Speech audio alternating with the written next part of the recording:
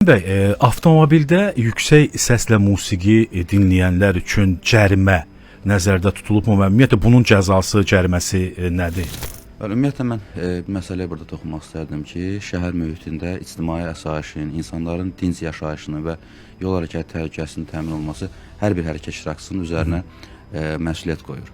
Yəni nəqliyyat vasitələrində yüksək səslə musiqi dinləmək, əsassız səs siqnallarından istifadə etmək, habelə insanların sıx məşğullaşdığı yaşayış zonalarında, məktəb və xəstəxanalar ətrafında yüksək sürətlə idarə olması nəticəsində səs-küy olması bu bir mənalı olaraq xoş qarşılanmır və qayda pozuntusudur. Və bildirmək istərdim ki, nəqliyyat vasitəsindən əlavə belə deyək də, işıq siqnallarından istifadə olunması lüzumsuz yerə bu İnzibati Xətalar Məcəlləsinin 329.3-cü maddəsi ilə tənzimlənir və 30 manat məbləğində cərimə olunur.